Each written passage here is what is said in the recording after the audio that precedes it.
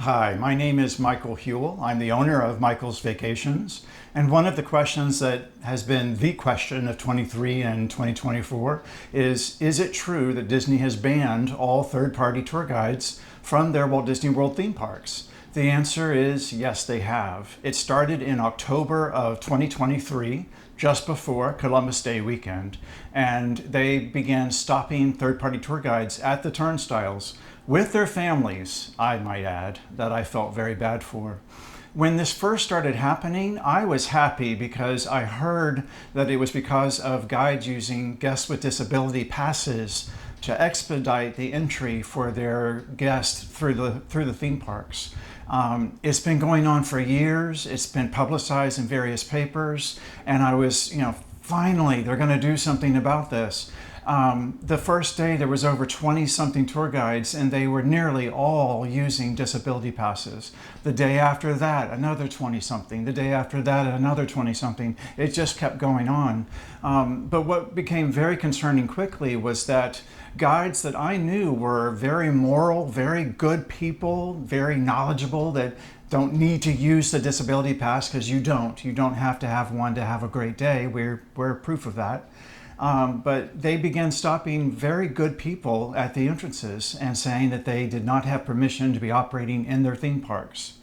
I want you to know that Michael's VIPs, which was the predecessor to Michael's Vacations, was given permission way back in 1999 by Disney officially to operate in their theme parks. I'm a former Walt Disney World VIP host, and when my job was basically being done away with to make it a tour guide only service, I broke away, and it was with permission from my VIP team.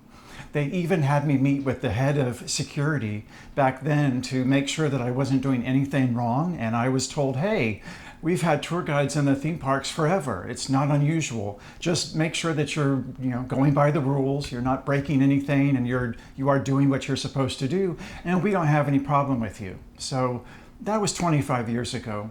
Regardless, just know that Disney does have a third-party approval process for any company operating at Walt Disney World. Whether it's a towel cleaning service or just name it, if there's a third party, they have to be approved. So I understand that, and I understand too that it was huge numbers using these disability passes, way more than I ever imagined. And honestly, I think Disney was surprised too when they found out how many people were actually using them. So on the one hand, I'm very happy that finally Disney has done something about it.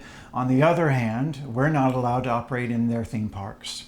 Now, that is why we developed the virtual guide program, because although we can't step into the parks, our guests do, of course, and we're able to help them virtually by helping them with lightning lanes, telling them where to be when, and guiding them through the park. We just can't be in person right now.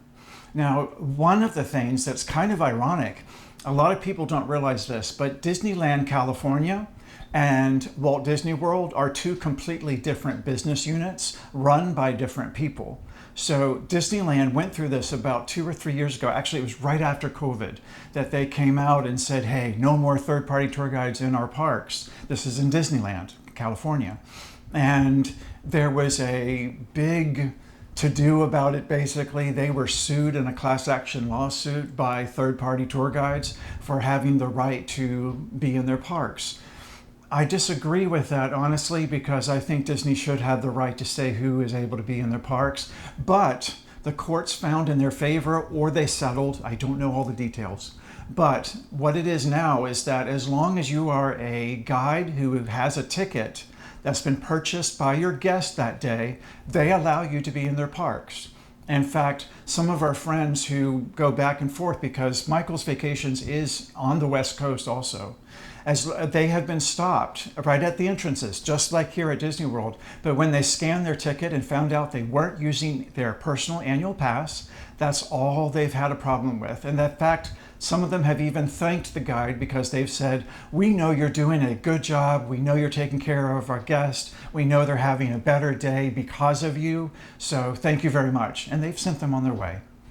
Michael's Vacations has appealed this with Disney. We have applied to be an official third-party tour guide service.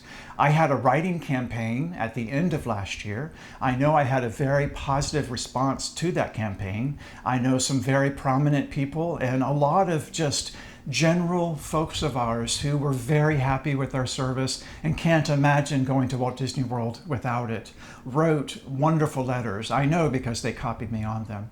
So I'm hoping that by changing the name of my company, by reducing the terminology of VIP in my text or in my terminology that no longer competes with the Walt Disney World VIP tour guide program. I'm hoping that by that and the letters and the proof that we've been here for a quarter of a century without a single incident, I'm hoping they will have us approved. By the way, we are able to be in the Universal theme parks. They welcome us. They are very much aware that we are there.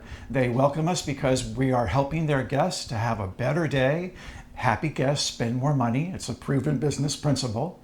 And we have no issue there. So if you are visiting Universal Studios Orlando, just know we love taking families there. It is such a fun day and we don't have a problem being there. So if you're visiting a Walt Disney World theme park, let's learn more about the virtual guiding. And if you're visiting Orlando or Disney and Universal out in California, let us be of service to you there. In the meantime, let's go through another couple of those frequently asked questions that are down there further, and I can tell you all about the virtual guide versus having an in-person host. All right, thank you for joining me today, and let's continue.